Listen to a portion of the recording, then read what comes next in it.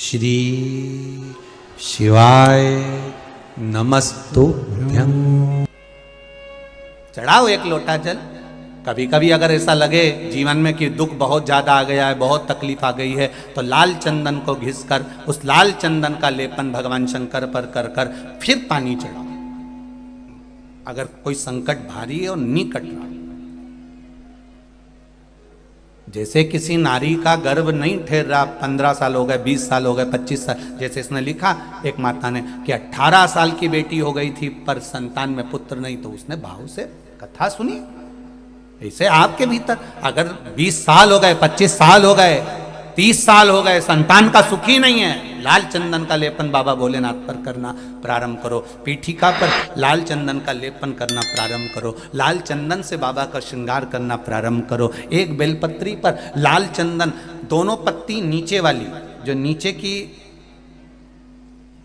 की जो 2 पत्ती होती है, इस पे लाल चंदन और बीच वाली पत्ती पर पीला चंदन लगाकर बाबा के शिवलिंग को समर्पित करिए। बाबा से प्रार्थना करिए, रोज प्रार्थना करो। परंतु एक बात का स्मरण रहे, 25 साल हो गए, 20 साल हो गए, 30 साल हो गए, संतान नहीं, तो पहले जल से अभिषेक कराना। अभिषेक कराकर उस जल का आचमन करने के बाद हाथ को खासा करना, धोना। उसके बाद में फिर वापिस बाबा का स्नान कराओ, फिर चंदन का लेपन कराओ, फिर एक लोटा जल चढ़ाकर बाबा का स्नान कराओ। बाबा का बड़ा सुंदर भाव से लाल चंदन से जो अभिषेक करता है, बाबा को लेपन कर कर फिर जल चढ़ समर्पित करता है, निश्चित है उसकी गोदी मेरा देव अधिदेव महादेव जरूर भरता है। ये निश्चितता है।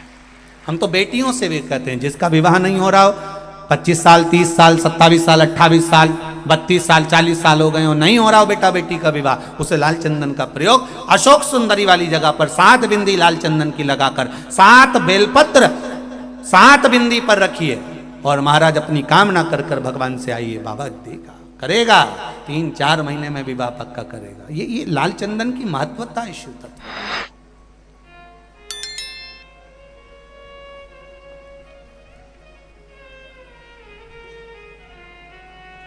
रोग बढ़ गया, बेलपत्री के वृक्ष के नीचे दीप लगाना प्रारंभ करो। बाबा से विनती कर कर घी का दिया लगाइए बेलपत्र वृक्ष के नीचे, बाबा से निवेदन कर। हम भी कहना चाहेंगे कि घर में 5 भाई रह रहे हैं, 6 भाई रह रहे हैं, बहनें रह रही हैं, देवरानी जेठानियां रह रही हैं, ये सबका बहुत प्रेम है। दशरथ जी के यहाँ पर भी सबका बहुत प्रेम था, पर एक कौन थी वो? मंथरा। वो अयोध्या की नहीं थी।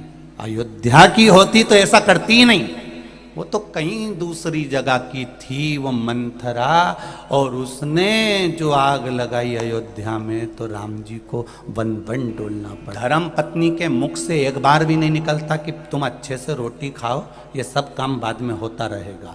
धर्म पत्नी का लक्षण है कि वो एक बार अपने पति को भोजन की थाली पर टोक दे कि स्वामी आप भोजन अच्छे से करिए। ये सब बात बाद में होती रहेगी। आप किसके लिए इतनी मेहनत कर रहे हो? 24 घंटे तो लगे रहते हो, कम से कम आप थोड़ा सा भोजन अच्छे से करो। कम से कम बीपी, शुगर या ये शरीर में रोग तो नहीं आएगा। आप अगर अच्छे रहेंगे तो ही तो काम आगे बढ़ेगा, तो ही तो कार्य चलता रहेगा। अब आपका शरीर ही ठीक नहीं है तो आप किसके लिए कमाएंगे? फिर किसके लिए? आप फिर किसके लिए कमा रहे हैं? ये धर्म पत्नी का फर्ज है जो अपने पति को कहे। मंदोदरी अपने पति को समझाती थी, भले पति समझे ना समझे। मंदोदरी अपने पति को बार बार ज्ञान उपदेश देती थी, वो समझे ना समझे, पर अपने पति को कहना बंद नहीं करा मंदोदरी ने। एक पत्नी वो होती है, अगर पति चिल्ला के दौड़ जाए, पति कुछ बोल दे तो पत्नी बोलना बंद कर देती है, फिर बोलती ही नहीं, मैं काय को बोलूं, मुझे क्या करना, अच्छा है जाओ तुम। तो नहीं, तुम धर्म पत्नी हो, तुम्हारा फर्ज है मंदोदरी के ऊपर लंकाधिपति रावण ने तलवार तक खींच ली थी, मैं तुझे मार दूंगा मंदोदरी, अब मत कहना कि जानकी जी को वापस पहुंचाया हूं। तो भी मंदोदरी ने कहना बंद नहीं करा, तुम मेरे प्राण ले लो, मना नहीं, पर मैं तुमको समझाए बिना नहीं रहूंगी, सलाह देती रहूंगी कि तुम सतमार्ग पर चलो, भले दुनिया को बुरा लगता रहे पर अपन अपना मार्ग बताते रहो। अपन अपना मार्ग बताना, पीछे मत हटना। कई लोगों को बुरा लगता होगा, सियोर वाला महाराज ये बोल देता है, वो बोल देता है, पर निवेदन है, जब मंदोदरी अपना काम नहीं छोड़ रही तो सियोर वाला महाराज अपना काम कैसे छोड़ सकता है? कैसे छोड़ दे वो? सतमार्ग पर लाना, ले जाना, सतमार्ग की ओर प्रेरित करना, सतमार्ग की ओर आगे बढ़ाना। भले दुनिया के लोग अपशब्द कहें, ताने दे, गालियां दे, आड़ा टेढ़ा बोलते रहे, पर आप अपनी मस्ती में मंदोदरी जैसा जीवन, मंदोदरी कोई सहज नहीं थी, बड़ी विद्वानों में विद्वान, सप्त ऋषियों ने अपना ज्ञान मंदोदरी को दे रखा था, इसलिए मंदोदरी रावण जैसे विद्वान को समझाती थी। विद्वान और विद्यावान दोनों में अंतर है। रावण के आगे लिखा रहता था विद्वान, और हनुमान जी के आगे लिखा रहता था विद्यावान गुणी अति चातुर। रावण के आगे विद्वान लिखा रहता था और हनुमान जी के आगे विद्यावान लिखा रहता था। विद्वान और विद्यावान में अंतर है। विद्वान जो होता है वो दूसरे को नीचा दिखाने का प्रयास करता है और विद्यावान दूसरे को उठाने का प्रयास करता है। विद्वान और विद्यावान में अंतर है। कई लोग बड़े बड़े अपने अपने सिंहासन पर बैठ जाएंगे, ऊंचे ऊंचे पद पर बैठ जाएंगे, हम विद्वान हैं, हमारे पास में वेद और शास्त्रों का ज्ञान है। तुम विद्वान तो बन गए रावण जैसे, पर दूसरे को गिराना जानते हो। और मेरा हनुमान जिनके आगे लिखा है विद्यावान गुणी अति चातुर, वो विद्यावान है, इसलिए लक्ष्मण मूर्छित भी हो गए तो रात भर में जड़ी बूटी ढूंढ कर उठाने का प्रयास करते हैं, वो विद्यावान। तुम्हारी विद्वत्ता वो किसी काम की नहीं अगर दूसरे को नीचे गिरा रहे हो। तुम्हारा विद्वत्पन वो किसी काम का नहीं अगर दूसरे को नीचा दिखा रहे हो। तुम्हारी विद्वत्ता वो किसी काम की नहीं जो दूसरे पर उंगली उठा रहे हो। तो विद्वान और विद्यावान में अंतर है। विद्वान लंकाधिपति रावण है जो दूसरे को हमेशा नीचा दिखाता है। मंदोदरी तो मुझे जानती नहीं है, विभीषण को लात मारकर निकाल दिया, सग्गा भाई था। अगर इतना बड़ा विद्वान था तो ये सोचना था कि मेरा भाई कहां जाएगा, मेरा भाई कितनी ठोकर खाएगा, मेरे भाई को कहां कहां जाना पड़ेगा। तो विद्वान है ना, इतना बड़ा विद्वान बनता है तो अपने भाई को लात मारकर क्यों निकाल दिया? मेरे बराबर कोई नहीं, मैं दशानंद, मैं बड़ा विद्वान हूं। विद्वान दूसरे को नीचे नहीं दिखाता, भरी सभा में अपने भाई को लात नहीं मारता। और देखो विद्यावान का लक्षण कि वो विभीषण जब हनुमान जी के उस राम जी की शरणागति में मेरे राघव जी की पहुंचा तो किसी ने कुछ नहीं बोला। हनुमान जी ने कहा, क्योंकि विद्यावान थे तो उन्होंने कहा नहीं सरकार, इनको रख लीजिए क्योंकि ये विभीषण हैं, इनके दरवाजे पर तुलसी का क्यारा है, इसको आप अपनी सेना में रख लीजिए। ये विद्यावान गुणी अति चातुर।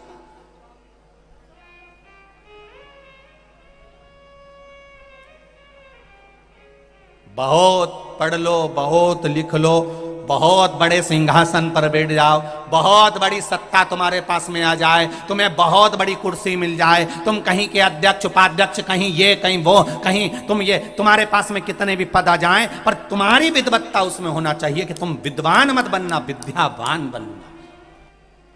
एक किसान ने पत्र लिखा है,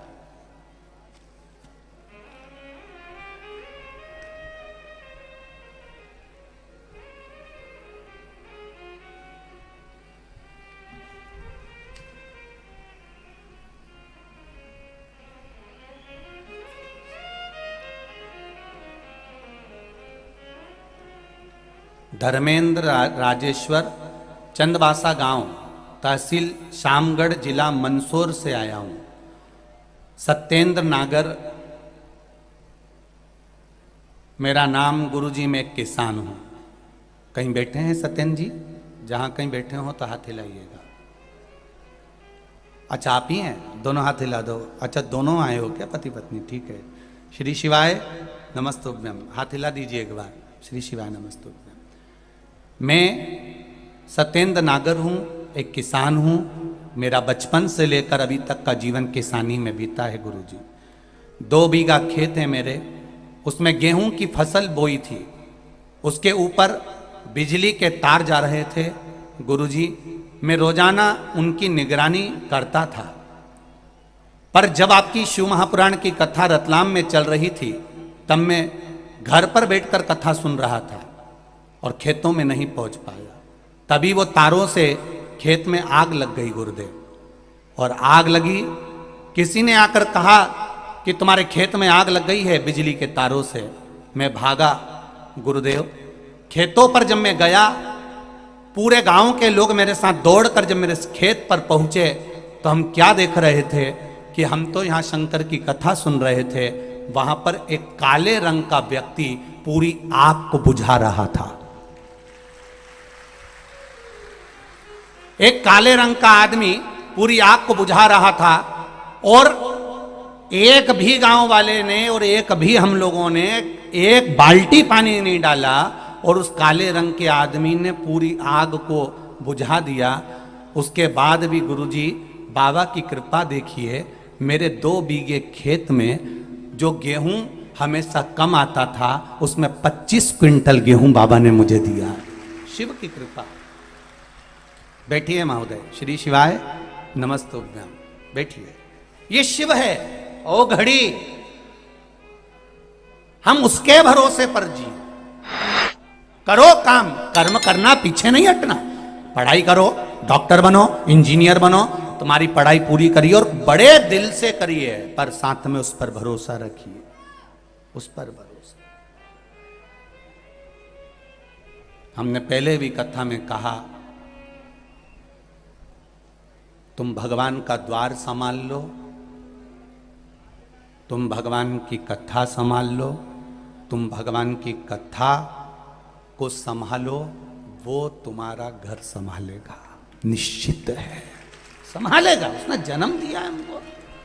माता के गर्भ में जब पेट भरकर भोजन दे सकता है, माता के गर्भ में जब हमारी सुरक्षा कर सकता है, माता के गर्भ में जब रह सकता है। कितनी विचित्र बात भीम और अर्जुन ने भगवान कृष्ण से कही, एक कन्हैया, मेरे 5 पुत्र सो रहे थे द्रौपदी के और तुमने उसको नहीं बचाया, और मां उत्तरा के गर्भ में पहुंच गए बचाने के लिए।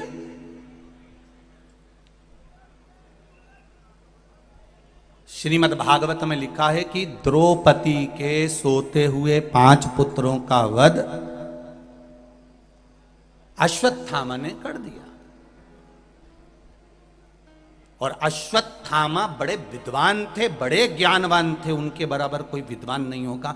कितने विद्वान थे अश्वत्थामा, कितने विद्वान। एक गुरु के पुत्र थे अश्वत्थामा।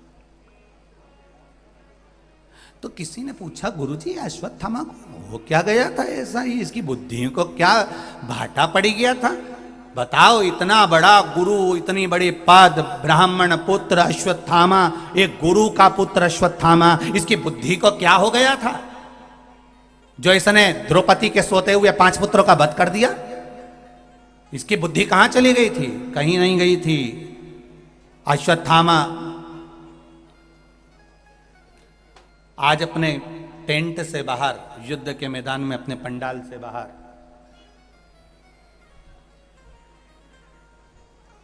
पंडाल से बाहर अश्वत्थामा बैठा हुआ था। और अश्वत्थामा जब पंडाल के बाहर बैठा हुआ था, उस जगह पर जब पंडाल के बाहर बैठा है, उस जगह पर बैठे बैठे अश्वत्थामा ने क्या देखा? अश्वत्थामा क्या देख रहा था?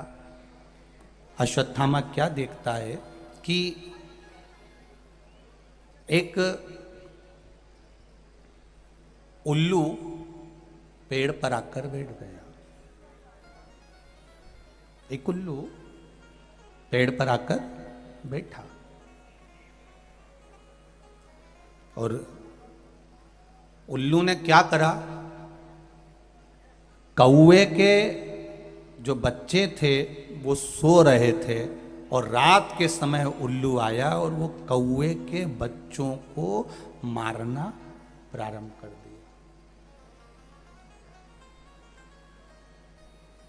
अश्वत्थामा ने देखा कि गजब, अगर दिन में उल्लू आता तो इसको कौवा भगा देता। अगर दिन में उल्लू आता तो इसको कौवा भगा देता, पर ये रात को आया है, इसलिए कौवे के बच्चे मर गए और कौवा इनको देख तक नहीं पाया। अश्वत्थामा की बुद्धि में उल्लू की बुद्धि भर आ गई, और अश्वत्थामा ने यह ज्ञान उल्लू से प्राप्त कर लिया कि अब मुझे भी यही करना है। अगर पांडव दिन में नहीं मरते तो उनको रात को मारूंगा। और रात को पांडव के पुत्र सो रहे थे और अश्वत्थामा ने तलवार उठाकर उनको मारना प्रारंभ कर दिया। ये उल्लू से सीखा था अश्वत्थामा ने।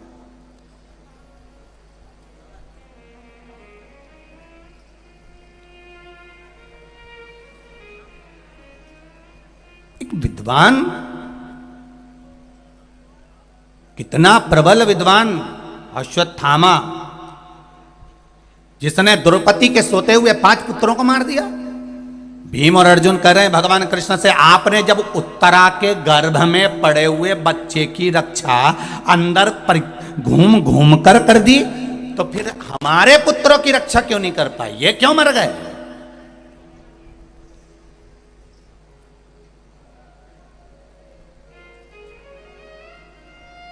इनके मरने का कारण क्या है?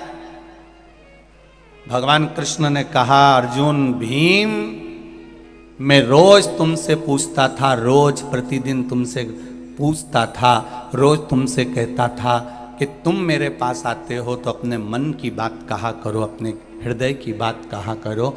मैं रोज तुमसे कहता था कि तुम्हारे मन में कुछ चल रहा हो तो बताओ, तुम्हारे भीतर कुछ हो तो बोलो, तुम्हारे भीतर कुछ चल रहा हो तो बोलो। और भीम, अर्जुन, नकुल, सहदेव, युधिष्ठिर सब एक बात कहते थे, कन्हैया आपको चिंता करने की जरूरत बिल्कुल नहीं है, हम सब निपट लेंगे।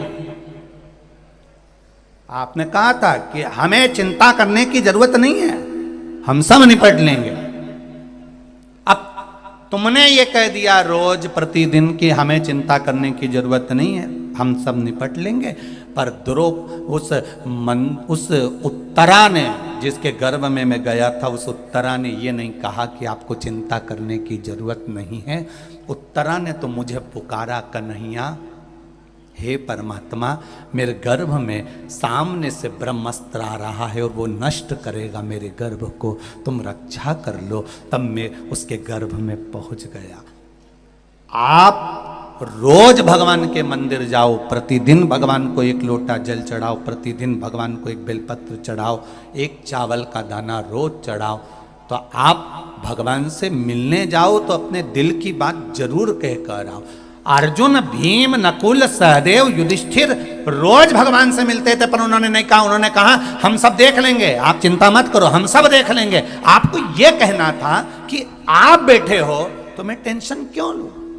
पर उन्होंने कहा हम बैठे हैं तो आप टेंशन मत लो।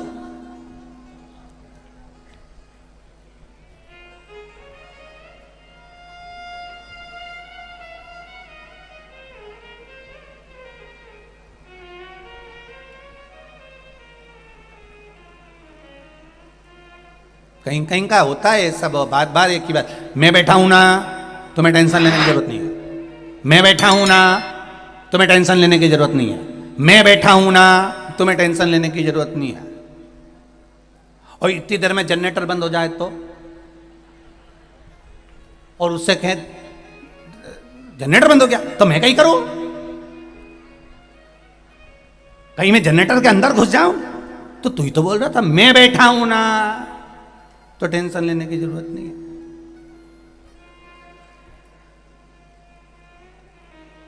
जो मैं बैठा नहीं, वो कहता है मैंने जनरेटर के लिए दूसरे को लगा रखा है, टेंट के लिए मैंने दूसरों को लगा रखा है, इस व्यवस्था के लिए मैंने दूसरे को लगा रखा है, इसके लिए मैंने दूसरे को लगा रखा है। उसी तरह मैं कोई नहीं करे, वो ये कहे मैंने सारी व्यवस्था उस परमात्मा को दे रखी है, वो संभाल रहा होगा, वो देख रहा होगा,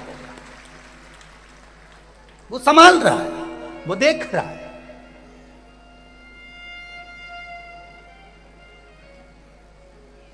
चिकित्सा विभाग की बेटियां, चिकित्सा विभाग के बेटे, चिकित्सा विभाग की बेटियां जरा सा सफोकेशन हुआ, थोड़ी सी गर्मी पड़ गई, थोड़ा सा बारिश पड़ गई, थोड़ा सा कुछ हुआ, सूचना मिली बेटियों को कि यहां किसी को स्वास्थ्य गड़बड़ हुआ, तो उन्होंने तुरंत आई, देखी, तुरंत। उसी तरह जैसे चिकित्सा विभाग की बेटियां, चिकित्सा विभाग के बेटे जरा सी सूचना पाने के बाद दौड़कर तुम्हारे पास आ जाते हैं, उसी तरह जिसका विश्वास परमात्मा में होता है, तुम्हारे को थोड़ा सा कष्ट आते से भोलेनाथ तुम्हारे पास आ जाता है। ये निश्चित है, ये निश्चितता है।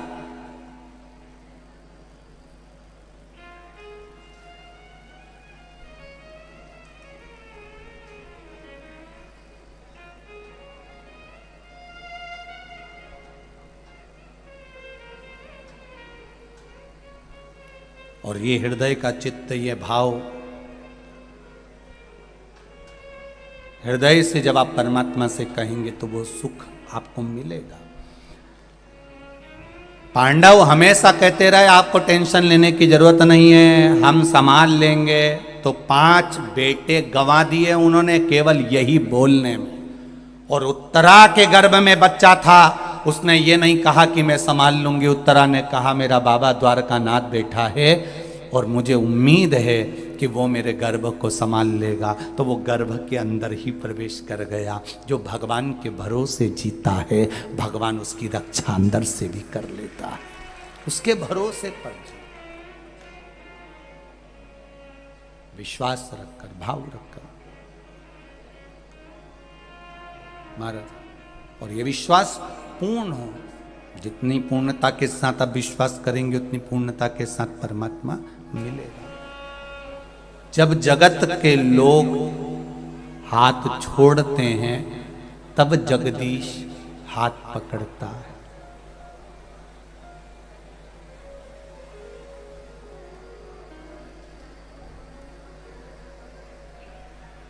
पांडवों ने कहा कि ये 5 पुत्र हमारे और ये मर गए और उत्तरा का गर्भ बच गया, तुम्हारे कारण हुआ है। जितने भी लोग, जितने भक्तजन, जितने भी शिव भक्त इस कॉलेज ग्राउंड में मंदसौर के कथा का विराम दिवस पर कथा सुन रहे हैं, या आस्था चैनल पर कथा सुन रहे हैं, या फेसबुक यूट्यूब पर कथा सुन रहे हैं, उन सब से निवेदन करूंगा, प्रतिदिन भगवान के मंदिर जाया करो, 1 लोटा जल चढ़ाया करो। उसका कारण ये है, भगवान से ये कहकर आया करो कि आप बैठे हो तो मुझे कोई टेंशन करने की जरूरत नहीं है, सारी चिंता तुम्हारे ऊपर।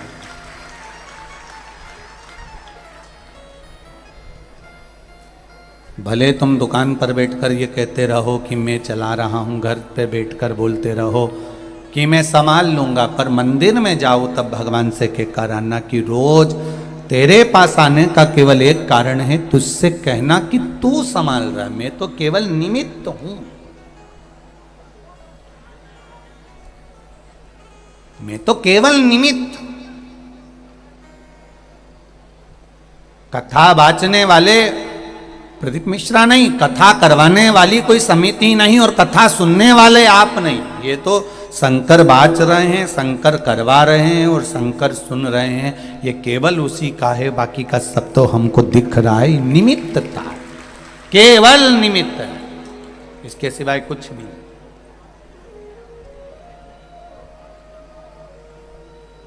हनुमान जी संजीवनी लेकर आए, ये दुनिया जानती है। जब लक्ष्मण मूर्छित हुए, संजीवनी कौन लेकर आए थे? जम के बोलो जरा, बोलो, जम के बोलो जरा, हनुमान जी।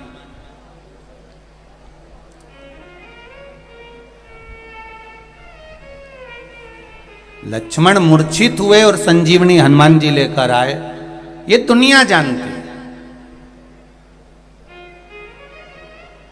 क्योंकि सबने यही सुन रखा है कि हनुमान जी लेकर आए थे।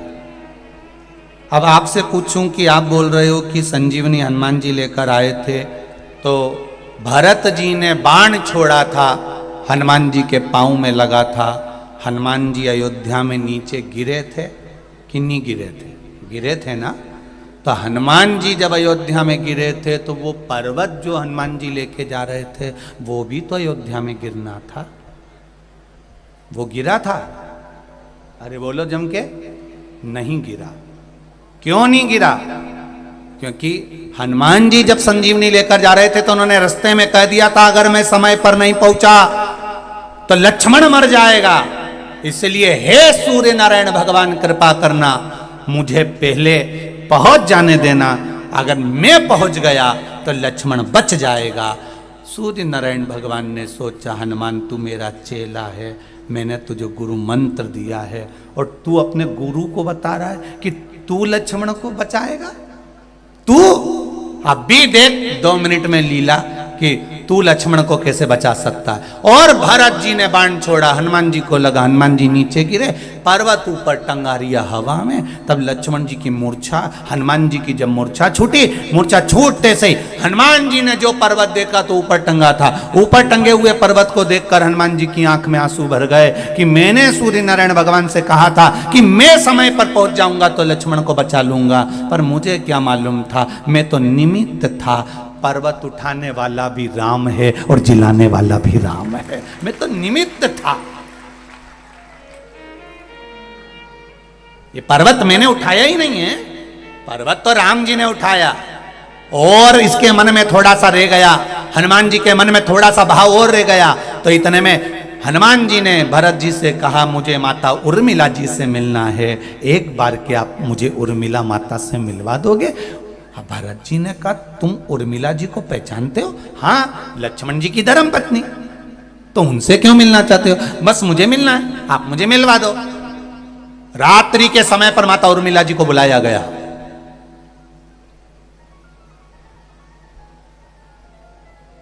भारत की भूमि की पहली नारी थी जो अपने पति के लिए 14 साल तक हाथ में पानी का लोटा लेकर खड़ी रही थी, 14 वर्ष। क्यों? क्योंकि लक्ष्मण जी ने उर्मिला जी से कहा था मुझे प्यास लग रही है, पानी लेकर आ जा। उर्मिला जी पानी लेकर आई और लक्ष्मण जी ने कहा उर्मिला पानी तो अब तेरे हाथ का 14 साल के बाद पीऊँगा। 14 साल तक लोटे को लेकर खड़ी रही, ना सोई ना बैठी, वो उर्मिला थी। 14 वर्ष पानी के लोटे को लेकर खड़ी रही। वो तो आज के जमाने की नी थी। अगर आज के जमाने की होती और पति कह देता पानी ला दे और ये ट्रे में पानी लेके आ जाती कि लो, और पति लैपटॉप पे काम कर रहा है या कंप्यूटर पर काम कर रहा है या लिखा पढ़ी कर रहा है, फिर बोलती ले लो, पति अपने काम में लगा हुआ है, इसने ट्रे नीचे धरी, तुम्हारे बाप के नौकर धरे रखा, पी लेना है जब पीना हो। वो गई वो तो वो जा, एक कप चाय बनाती है और 25 बार सुनाती है जगदम्बा। 4 घंटे से रखी है, पी लो, ठंडी हो रही है, डबल से गर्म नहीं करूंगी, पहले बोल दे रही हूं। तो पति भी कह देता है मत कर, तेरी जीवान से इतनी गर्म हो गई, तो उसको वैसे ही पी जाऊंगा। और बेचारा ठंडी चाय भी पी गया, उन्हें एक बार नहीं की है, गर्म कर ला डबल से।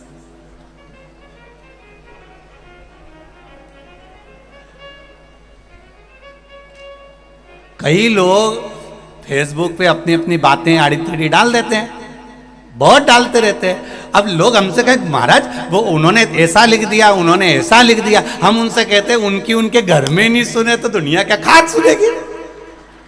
जो फेसबुक पे डाल दे, बोले तो बोले, आग लगे बस्ती में, अपन रहे हो मस्ती में कि नहीं गुरुजी उन्होंने ऐसा लिख दिया, उन्होंने ऐसा लिखने दे। उनकी अगर घर में 2 मेहमान आ जाए और चाय बना के पिला दे और उसके बाद फिर मेहमान आ जाए, किसी पति में दम हो तो बोल दे एक बार डबल से, इनके लिए इतने प्रेम से बोलेगा, बना देगी क्या? जब उनकी लुगाई नहीं सुने तो दुनिया क्या खाक सुने? और कि इनकी बात तो सारा जमाना सुने, उनका घर का ही नहीं सुने, कि सारा जमाना सुने, कौन सुने? मुझे उर्मिला जी से मिलना। उर्मिला जी आई ने हाथ में पानी का लोटा था। हनुमान जी ने कहा माता उर्मिला से, माँ, ए माँ, आपको मालूम है आपके पति अंतिम सांसें गिन रहे हैं, अगर मैं समय पर नहीं पहुंचा ना मां, आपके पति मर जाएंगे। उर्मिला जी ने पूछा, हनुमान मेरे पति को क्या हुआ है? हनुमान जी बोले, आपके पति को बाण लगा है और मूर्छा में पड़े हुए। उर्मिला जी ने कहा, मेरे पति को बाण नहीं लग सकता, ये मेरा विश्वास कहता है। भरोसा देखना, जितना भरोसा मंदसौर वालों को शंकर जी पर है, इसलिए इतनी संख्या में धूप में पड़े हुए खड़े हुए हो, ऐसा भरोसा माता उर्मिला को था। बाण मेरे पति को नहीं लगा। हनुमान जी कहने लगे, तुम सुन के पगला गई हो। किसी किसी को अचानक बता दिया जाता है कि तेरे पति के साथ ऐसा हो गया, तो उसकी बुद्धि फिर जाती है और रोने की जगह वो हंसने लगती है। मुझे लगता है तुम्हारी बुद्धि फिर गई जो तुम ऐसी बात कर रहे हो। तुम्हारे पति को बाण लगा है, मूर्छा में वो पड़ा है। ओ, मैं कहती हूं मेरे पति को बाण नहीं लगा है। अब ये बता, राम जी क्या कर रहे हैं वहां पर? जहां मेरा पति पड़ा है वहां राम क्या कर रहे हैं? हनुमान जी बोले, अब भाई को देख के रो रहे हैं, आंख में आंसू हैं। जिस भाई की दशा ऐसी है तो रोएंगे नहीं क्या? उर्मिला जी बोली, हनुमान तू यही तो नहीं समझता है, मेरे लक्ष्मण पति के रोम रोम में राम था, जहां बाण लगा वहां भी राम था, इसलिए लक्ष्मण सो रहा है, राम रो रहा। लक्ष्मण सो रहे हैं, रो राम रहा है, क्योंकि बाण लक्ष्मण को नहीं, जम के बोलो, राम को लगा है। तो हनुमान जी ने पूछा, फिर लक्ष्मण जी काहे को सो रहे हैं?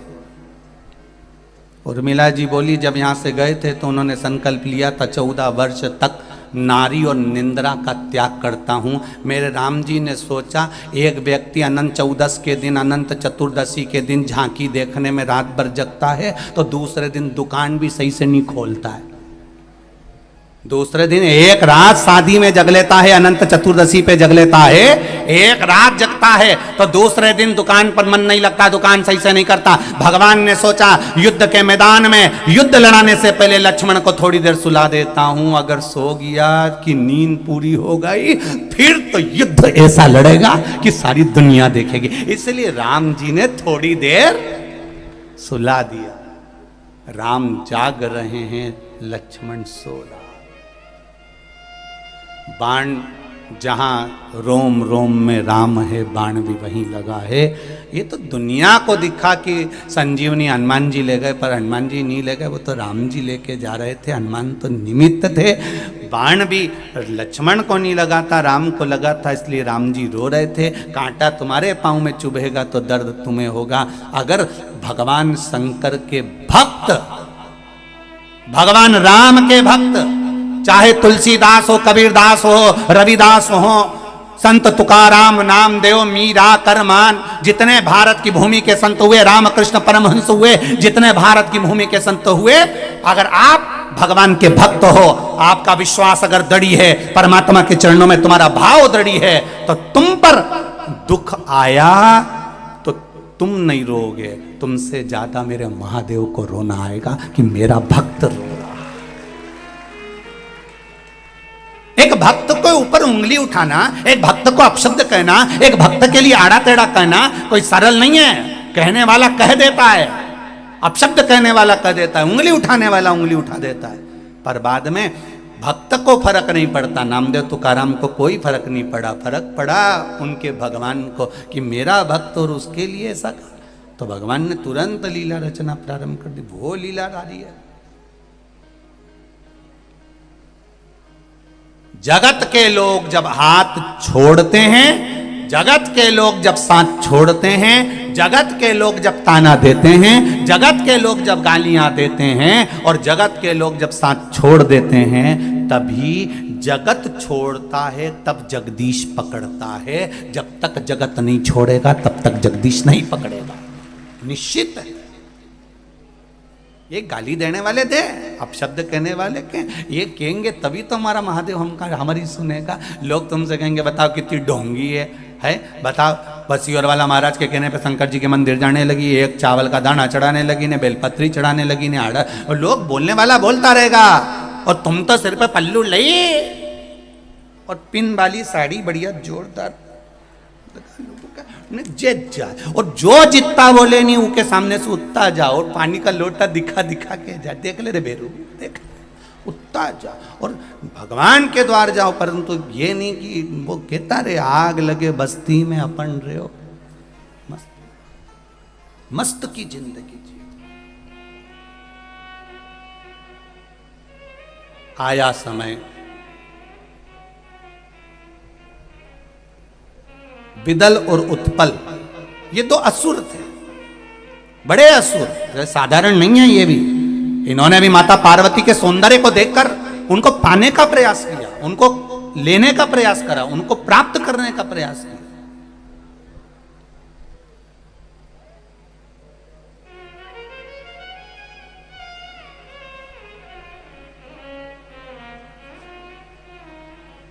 और गार्डन में फूल लगा हुआ है, उसको लगे रहने दो, उसको तोड़ना नहीं है। आंखों से देखिए, सुगंध ली, आनंद पाया, पर उसको तोड़ने का प्रयास ना करा जाए, उसको तोड़ने का प्रयास ना किया जाए। भगवान ने सुंदरता दी है, सुंदर बनाया है, पर शिव पुराण कहती है आपकी दृष्टि को और मन को बिगाड़ना नहीं है, उनको देखकर।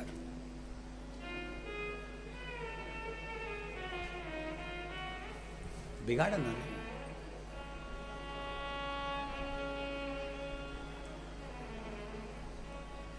आज सबसे ज्यादा विडंबना की बात यह है कि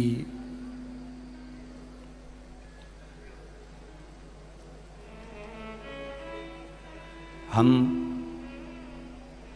जितने भी लोग हैं संसार के, वो बेटी को जन्म क्यों नहीं देना चाहते? उसका एक कारण है कि इनकी रक्षा कौन करेगा, इनको संभालेगा कौन, लड़का हो जाएगा तो इधर उधर भी फिरेगा तो कोई दिक्कत वाली बात नहीं।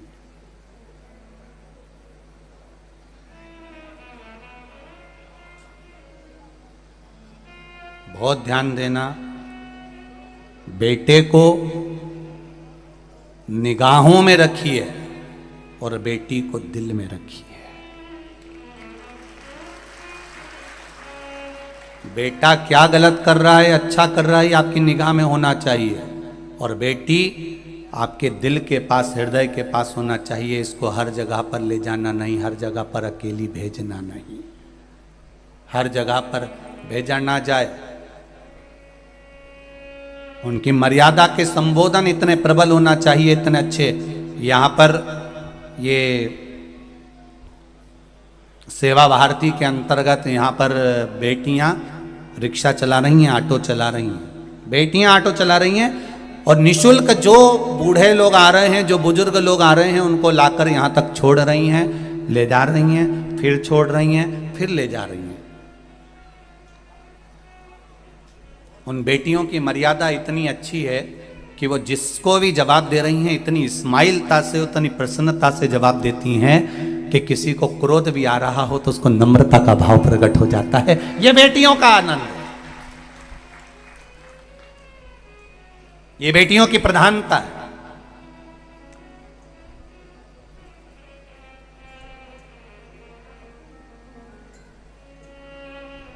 दिल से सेवा करो, हृदय से। बेटियां, बेटे निगाह में रहे और बेटियां दिल में रहे। बेटियों को ज्यादा इधर उधर नहीं, हमारी दृष्टि में बेटियों का भाव नहीं, हमारे दिल में बेटियों का भाव होना चाहिए, सम्मान होना चाहिए।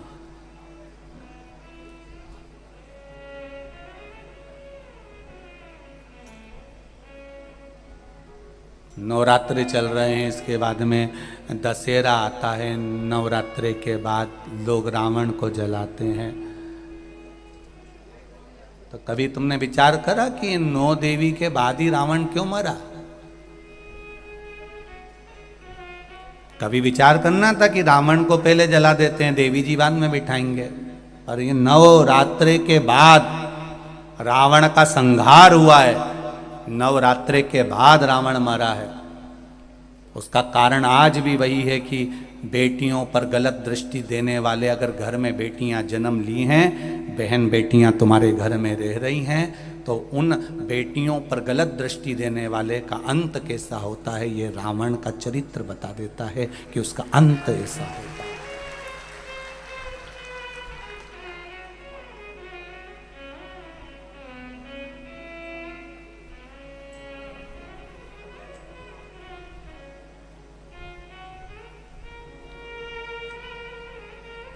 उसका अंत कैसा है? रावण दशहरे के दिन जला,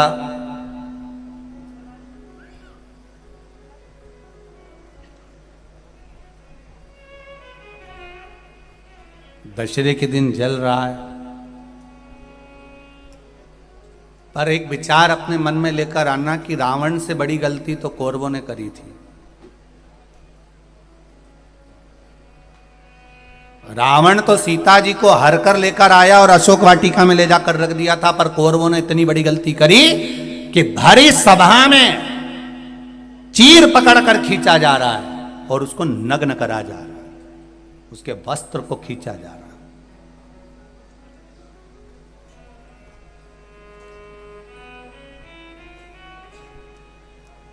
रावण से ज्यादा गलती करी है कौरवों ने कि एक नारी को भरी सभा में ले जाकर उसके चीर को खींचकर उसको नग्न करने का प्रयास किया गया। रावण तो सीता को लेकर गया, अशोक वाटिका में ले जाकर रख दिया,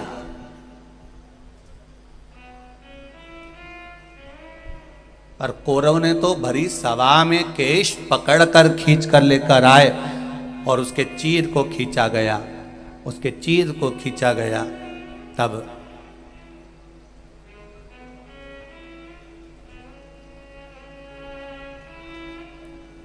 रावण से ज्यादा गलती कौरवों ने करी। उसके बाद भी दुर्योधन का, ना दुशासन का, ना कौरवों के किसी भाई का आज तक पुतला मुतला जलते नहीं देखा अपन ने। तो तुम्हारे मंदसौर वालों ने कहीं देखा हो तो जरूर फोटो खींच के मेरे को भेजना कि कौरवों ने इतनी बड़ी गलती करी थी जितना रावण नहीं करा है। रावण तो सीता जी का हर का लेकर आया और अशोक वाटिका में रख दिया, पर कौरवों ने एक रजस्वला धर्म में रहने वाली, रजस्वला धर्म का तीसरा दिन उसके बाल पकड़कर खींच कर लेकर आए और बाल पकड़कर खींच कर लेकर आकर यहां उसके चीर को खींचा जा रहा है।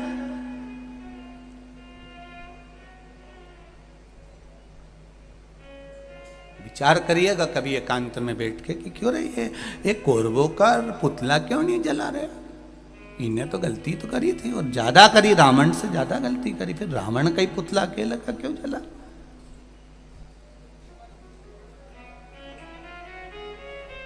और रावण ने तो केवल सीता जी को हरकर अशोक वाटिका में ले जाकर रखा था, फिर इसका पुतला जला और कौरवों का नहीं जला। उसका कारण क्या था?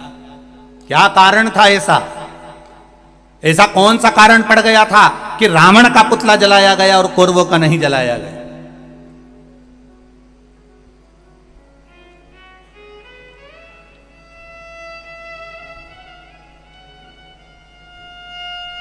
क्योंकि रावण सीता को लाने के बाद जिद पर अड़ा रहा। एक बार अगर अदालत में केस चले जाए और व्यक्ति जिद छोड़ दे, जिद में अगर थाने में खबर गई, अदालत में खबर गई और वो तो जिद पे अड़ा है, नहीं क्या तो मैं बर्बाद करके छोड़ूंगा, बिल्कुल केस लगाओ, लड़ने दो। 10 साल हो गए, 15 साल हो गए, अदालत में ही सड़ रहे हैं, पड़े हैं और अभी भी जिद नहीं छोड़ रहे हैं। अगर एक बार व्यक्ति जिद छोड़ दे तो अदालत के आधे केस केवल राजीनामा में ही निपट जाए। लंकाधिपति रावण जिद नहीं छोड़ पाया और कौरवों के केवल 2 भाई थे, दुर्योधन और दुशासन, जो कि जिद पर अड़े रहे। बाकी के भाइयों ने 98 ने जिद छोड़ दी। इसलिए इन कौरवों के पुतले नहीं जले और उस रंग का अधिपति रावण के जले, क्योंकि जिद पर अड़ा रहा। जिस व्यक्ति का जिद्दी किस्म का जो व्यक्ति होता है, जो जिद पर अड़ा रहे, नहीं मैं तो बर्बाद करके छोड़ूंगा, तो इसने समझ के रखा है भले कोई हो, मैं कहीं किसी की सुनो, जिद पर अड़ गया, उसने पूरे घर को बर्बाद कर दिया। जिद पर अड़ा रहा, थाने में केस पड़ा रहा, 10 साल 15 साल 20 साल 25 साल केस अड़े रहे। और अगर जिद नहीं होती ना, तो दोनों परिवार में आज समझौता हो गया होता, वो थाने से बाहर हो गया होता, वो जेल से बाहर हो गया होता। जरा विचार करिए, आज पूरे भारत की भूमि पर जो छोटी छोटी जेल थी, उनको बड़ा बड़ा करा जा रहा है। सोचो कितना क्राइम बढ़ते चले जा रहा है। इस क्राइम को, इस होने वाली गलतियों को सरकार कभी नहीं रोक सकती। इस क्राइम को सरकार कभी ना रोक पाएगी। अगर क्राइम को रोक सकता है तो केवल घर की मां और पिता रोक सकते हैं, अपने बच्चों को संस्कार देकर। अपने बच्चों को सिखाओ, गीता का पाठ करना सिखाओ, उस गीता का महत्व बताओ।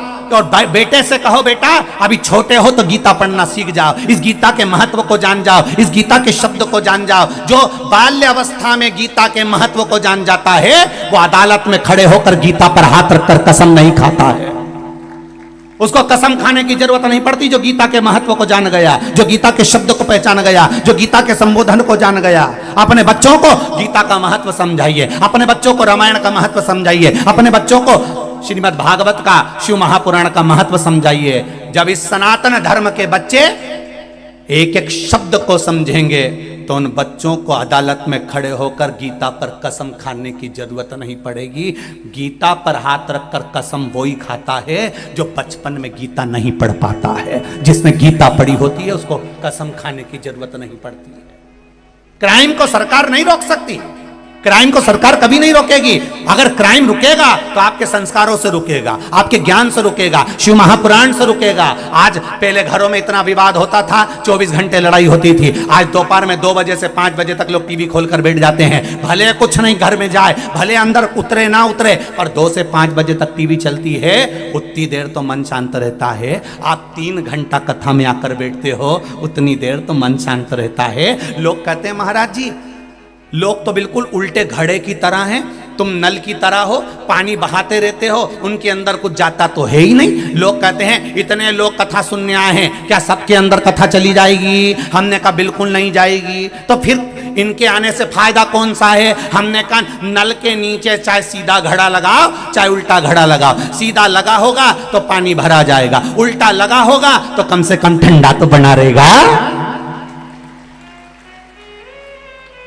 सीधा लगा है तो पानी भराएगा, उल्टा रखा है तो ठंडा रहेगा। कम से कम 3 घंटा कथा में बैठा है, झूठ तो नहीं बोल रहा, बात तो नहीं कर रहा, चुगली तो नहीं कर रहा, निंदा तो नहीं कर रहा, कहीं गलत चीज तो नहीं कर रहा। 3 घंटा कम से कम ठंडा तो बैठा है। इतनी खुशी बहुत है अपने लिए कि ठंडा तो बैठा है, इतनी देर आराम से बैठा तो है नहीं, कथा तो सुन रहा बेटा कि बुद्धि में तो कुछ नहीं जाए, मत जान दो, औंधा है नहीं मटका, ठंडा तो रहेगा।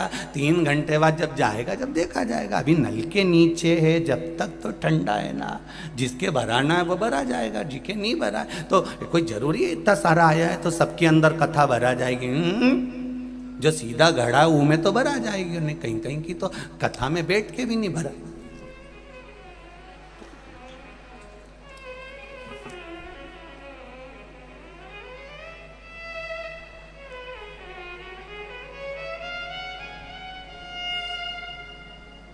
नहीं भरा। आरती के समय पर कई लोगों का ध्यान भगवान की ओर होता है और कई लोगों का ध्यान चप्पल की ओर होता है।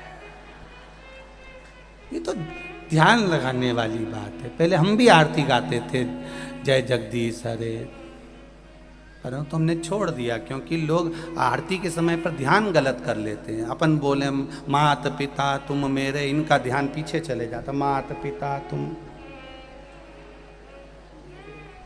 और इनका ध्यान चला जाए। और फिर वो चप्पल कहीं चली जाए तो ये आरती में सोच ले अपनी तो चली गई, शरण गऊं में किसकी, अब मैं किसकी ले जाऊं। तब समझ में आया एक कमला की अच्छी रखी है, ये अब यार इधर से उधर देखेगी और मैं निपटा बैठूंगी, बस इतना ही। अब ये तो घड़े के ऊपर है, तुम सीधा घड़ा रखा है तो कथा मिलेगी, सीधा घड़ा है तो अच्छा ढूंढ लोगे, सीधा घड़ा है तो 7 दिन की शिव महापुराण में से कुछ अच्छा निकालने का प्रयास कर लोगे, सीधा घड़ा है तो शिव महापुराण आपको अच्छी लगेगी, और अगर उल्टा घड़ा है तो 3 घंटा तो बैठ लेगा, उसके बाद यहाँ से जाने के बाद फिर निंदा में लग जाएगा, हाँ वो तो महाराज ही बेकार है, उसका तो काम केवल बवाल मचाना है। कल कथा में बोल दिया कि काशी में परमिशन नहीं मिली, आज परमिशन बाबा की कृपा से। ये तो जहां जाए पहले बवाल मचाए फिर कथा चालू होता है, हम काय का मचाए, लोग कहे तो क्या करो सर।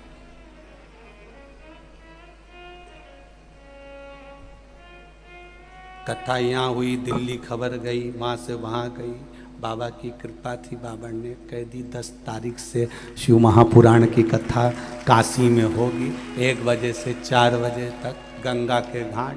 तो ये शिव है, ये शंकर है, और घड़ी सीधा घड़ा अच्छाई भरने का प्रयास करेगा। और मेरी बहनें, जितने लोग इस महापुराण की कथा में बैठे हैं, जितने लोग आस्था चैनल पर, फेसबुक, यूट्यूब पर सुन रहे हैं, ये मेरा विश्वास करता है कि आप में कोई उल्टा घड़ा नहीं, सब सीधे घड़े हो जिसमें भरा रहा है, शिव तत्व भरा रहा है, शंकर की कथा भरा रहा है, और वो अंदर प्रवेश कर रही है, जो जगत के उद्धार का काम करे। चढ़ाओ 1 लोटा जल। कभी कभी अगर ऐसा लगे जीवन में कि दुख बहुत ज्यादा आ गया है, बहुत तकलीफ आ गई है, तो लाल चंदन को घिसकर उस लाल चंदन का लेपन भगवान शंकर पर कर कर फिर पानी चढ़ाओ। अगर कोई संकट भारी है और निकट रहा, जैसे किसी नारी का गर्भ नहीं ठहर रहा, 15 साल हो गए, 20 साल हो गए, 25 साल, जैसे इसने लिखा एक माता ने कि 18 साल की बेटी हो गई थी पर संतान में पुत्र नहीं, तो उसने भाव से कथा सुनी। ऐसे आपके भीतर अगर 20 साल हो गए, 25 साल हो गए, 30 साल हो गए, संतान का सुख ही नहीं है, लाल चंदन का लेपन बाबा भोलेनाथ पर करना प्रारंभ करो, पीठिका पर लाल चंदन का लेपन करना प्रारंभ करो, लाल चंदन से बाबा का श्रृंगार करना प्रारंभ करो। एक बेलपत्री पर लाल चंदन, दोनों पत्ती नीचे वाली, जो नीचे की जो 2 पत्ती होती है, इस पे लाल चंदन, और बीच वाली पत्ती पर पीला चंदन लगाकर बाबा के शिवलिंग को समर्पित करिए, बाबा से प्रार्थना करिए, रोज प्रार्थना करो। परंतु एक बात का स्मरण रहे, 25 साल हो गए, 20 साल हो गए, 30 साल हो गए, संतान नहीं, तो पहले जल से अभिषेक कराना, अभिषेक कराकर उस जल का आचमन करने के बाद हाथ को खासा करना, धोना, उसके बाद में फिर वापिस बाबा का स्नान कराओ, फिर चंदन का लेपन कराओ, फिर 1 लोटा जल चढ़ाकर बाबा का स्नान कराओ। बाबा का बड़ा सुंदर भाव से लाल चंदन से जो अभिषेक करता है, बाबा को लेपन कर कर फिर जल चढ़ समर्पित करता है, निश्चित है उसकी गोदी मेरा देव अधिदेव महादेव जरूर भरता है, ये निश्चितता है। हम तो बेटियों से भी कहते हैं, जिसका विवाह नहीं हो रहा हो, 25 साल, 30 साल, 27 साल, 28 साल, 32 साल, 40 साल हो गए हो, नहीं हो रहा हो बेटा बेटी का विवाह, उसे लाल चंदन का प्रयोग अशोक सुंदरी वाली जगह पर 7 बिंदी लाल चंदन की लगाकर 7 बेलपत्र 7 बिंदी पर रखिए, और महाराज अपनी कामना कर कर भगवान से आइए, बाबा देगा, करेगा, 3-4 महीने में विवाह पक्का करेगा। ये लाल चंदन की महत्वता है शिव तत्व। चित्तवृत्ति में शिव को समाइए। विदल उत्पल ने गलत दृष्टि से माता पार्वती को देख लिया था और माता का हाथ पकड़ने के लिए आतुर हुए।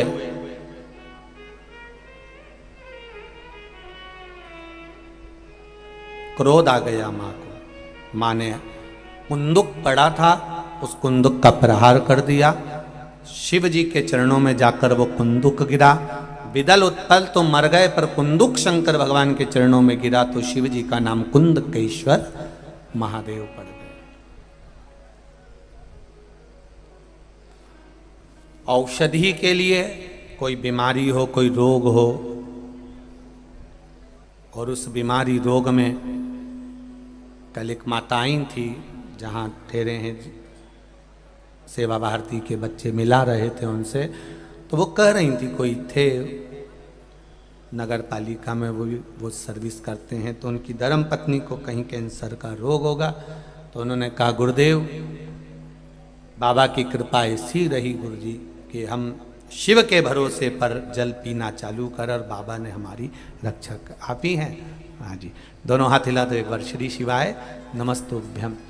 कैंसर जैसे रोग को हराकर देवाधिदेव महादेव की कृपा से शिव महापुराण में बैठकर कथा सुन रही हैं। देखिए आप, यही मंदसौर में ही या नीमच में नगर पालिका में सर्विस में है पति। ये शिव कृपा है। बैठिए बहन। श्री शिवाय नमस्तुभ्यम। एक इतने भयंकर रोग को हरा देना। कहा गुरुजी औषधि वगैरह सब दवाइयां बंद है, बस बाबा का जल चढ़ा हुआ पी रहे हैं और बाबा रक्षा कर रहा। ये भरोसा, ये दृढ़ता, ये विश्वास।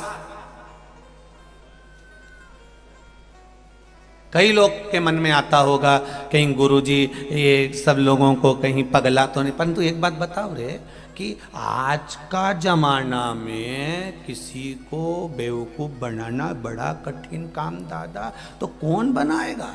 और तुम बन जाओगे।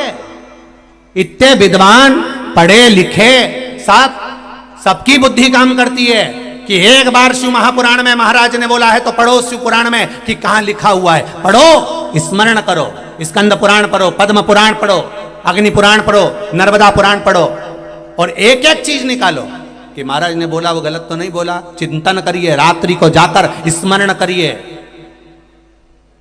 और पहले भी कहा है, आज फिर कहते हैं, प्रैक्टिकल करने का प्रयास करें। पहले करके देखो। मैंने पशुपति व्रत करके देखा और मुझे लाभ मिला, तब आप दूसरे को कहो कि करेगी तो मिलेगा जरूर, निश्चित है, निश्चित। कहने वाले तो कह देते हैं कि बताओ वहां बैठ गए होंगे और कह दिया होगा, लोग तो पागल जैसे हो गए हैं, लोगों में तो अकल ही नहीं है, बुद्धि नहीं है। कौन किसी को मूर्ख बना दे? नहीं नहीं साहब, आज का जमाना विद्वत्ता का जमाना है, लैपटॉप और कंप्यूटर का जमाना है। 4G समाप्त हो गया, कल से 5G चालू हो गया। कल से ही चालू हुआ है 5G। 4G समापन हो गया, 5G चालू हो गया। इतना विद्वत्ता का युग चल रहा है, कोई किसी को अपशब्द नहीं कहता और कोई किसी को कुछ नहीं कहता। ये तो अपने विवेक की बात है। शंकर भगवान अगर आपके दिल में बैठे हैं, हृदय में बैठे हैं, तो ये किसी ने बेवकूफ बनाकर नहीं बिठाया। ये आपके भीतर की रुचि भगवान शंकर के प्रति जागृत हुई, तब आप शिव के हो पाए, तब आप शंकर के हो पाए। शिव ऐसे ही नहीं मिल जाता है। अब इन दीदी ने भी तो प्रयास करा होगा कि एक लोटा पानी चढ़ाकर तो देखूं, शिव सुनेगा मेरी, और यह विश्वास रखकर उन्होंने जल चढ़ाया और पानी पिया, तो कैंसर जैसे बीमारी से भी मुक्त हुई हैं। कैंसर जैसी बीमारी को भी पीछे पछाड़ दी। ये भीतर की विश्वास, भीतर की दृढ़ता, भीतर का भरोसा, ये कहां से लाओ?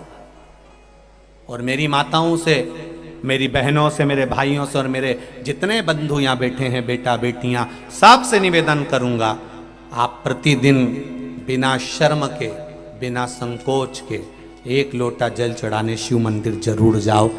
वो तुम्हारा अंतिम समय तक हाथ नहीं छोड़ेगा, उछाल देता रहेगा, नीचे नहीं गिरने देगा। एक ठेला चलाने वाले से भी कहूंगा, एक भीख मांगने वाले से भी कहूंगा, कब तक भीख मांगोगे? और भगवान परमात्मा ने तुम्हें भीख मांगने के लिए नहीं भेजा है राष्ट्र में।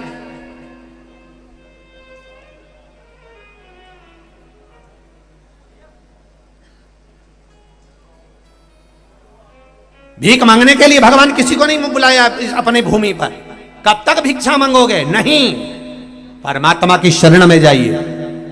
और एक निवेदन करूंगा सबसे, कर्जा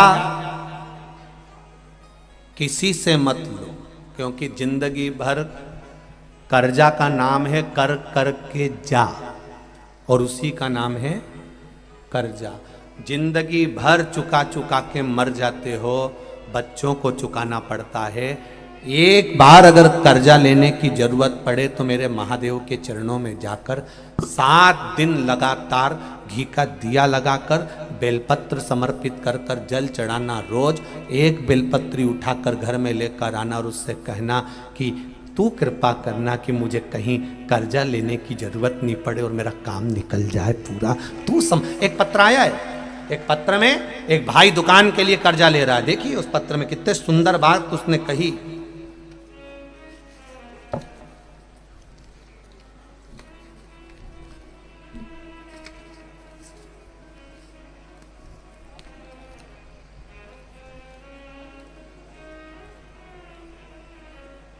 मैं लता लोहार, पति विनोद लोहार, कहीं बैठे हों लता जी और विनोद जी लोहार।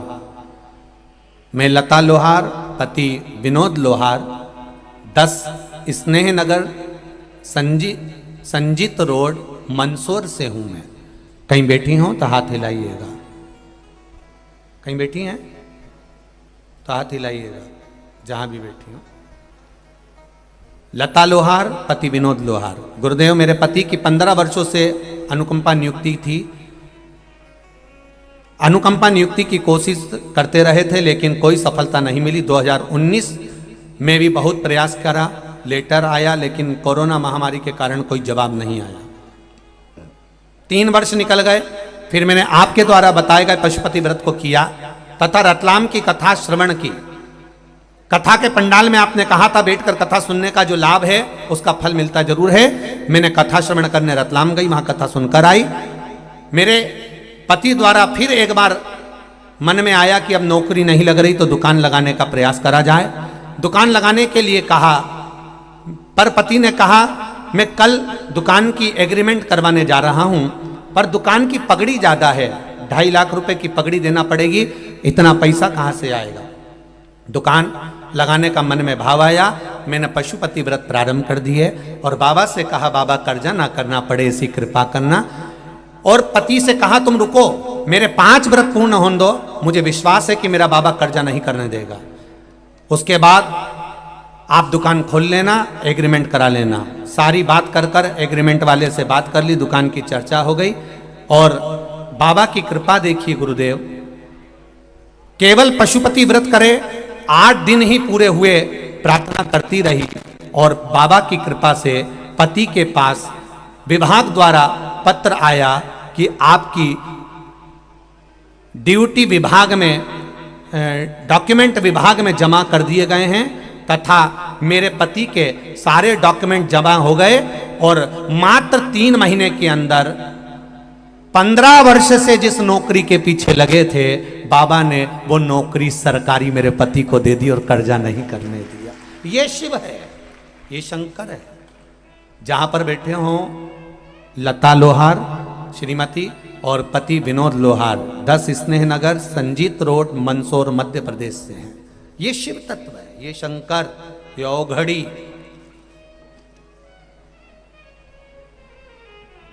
अब उससे कहो तो, और फिर कहूंगा एक निवेदन, सियोर वाले महाराज पर एक रत्ती का भरोसा मत करना, पर भरोसा करना तो मेरे देवादिदेव महादेव पर करना, वो साथ देगा। सियोर वाला तो यहीं रह जाएगा, ऊपर तक तो मेरा महादेव ही जाएगा। कौन किसके साथ गया है? आपको दुख आया तो क्या कोई आकर खड़ा हो जाएगा कि सियोर वाला महाराज आकर खड़ा हो जाएगा? सियोर वाला महाराज आकर खड़ा नहीं होगा। जब द्रौपदी का चीर खिंचा रहा था तो सारे गुरु भी बैठे हुए थे, पर द्रौपदी के चीर को नहीं बचा पाए। जब गुरुओं ने कहा कि द्रौपदी क्या चाहती है, द्रौपदी कहती है मैंने आपसे गुरु मंत्र लिया है, आप मेरे गुरु हो। अरे मेरा चीर खींच रहा है गुरुदेव, तुम तो बोलो। गुरुजी कहते हैं द्रौपदी यहां सभा में जितने बैठे कोई साथ नहीं देगा, तेरा गुरु मैंने मंत्र दिया, मैं भी साथ नहीं दूंगा। पर एक बात याद करना द्रौपदी, गुरु भले साथ ना दे पर गुरु ने जो वचन कहा है वो साथ दे जाएगा। तो बुला उसको। द्रौपदी मैंने जो मंत्र दिया था पढ़, और द्रौपदी ने फिर मंत्र पढ़ा तो भगवान द्वारिकाधीश ने आकर चीर बचाया। गुरु साथ ना देगा पर गुरु का वचन साथ दे जाएगा। आप भी याद रखना, हम भले तुम्हारे सामने खड़े हो ना हो, पर एक बात याद रखना कि श्री शिवाय नमस्तुभ्यम और 1 लोटा जल तुम्हारा साथ आखिरी तक देकर जाएगा। वो तुम्हें छोड़ेगा नहीं, छोड़ने वाला नहीं है। कोई किसी का साथ नहीं देता।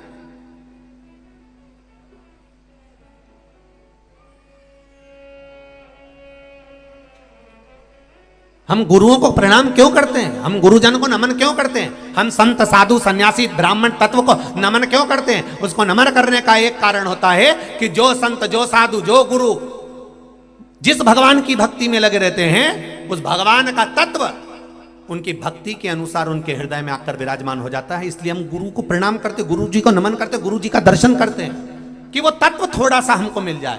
जो गुरु जी ने अगर राम की आराधना करी, देवी की आराधना करी, भगवान की आराधना। प्यारे भक्तों, आज की कथा में हमारे पूज्य श्री पंडित प्रदीप जी मिश्रा ने आज की श्री शिव महापुराण कथा में जो भी उपाय बताए हैं, अगर आप इन उपायों को अपने जीवन में निरंतर करते हो तो आपको अवश्य ही लाभ प्राप्त होगा। तो भक्तों, इसी के साथ इस कथा के अध्याय को यही समाप्त करते हैं। मिलते हैं एक और नए अध्याय के साथ, तब तक के लिए हर हर महादेव। प्यारे भक्तों, अगर आपने अभी तक हमारे चैनल को सब्सक्राइब नहीं किया है तो प्लीज चैनल को सब्सक्राइब करके कमेंट बॉक्स में हर हर महादेव अवश्य लिखेगा। और श्री शिव महापुराण का दूसरा भाग देखने के लिए हमारे चैनल को सब्सक्राइब करके वीडियो एक दिल से लाइक जरूर कर दीजिएगा और कमेंट बॉक्स में हर हर महादेव अवश्य लिखिएगा। तो भक्तों,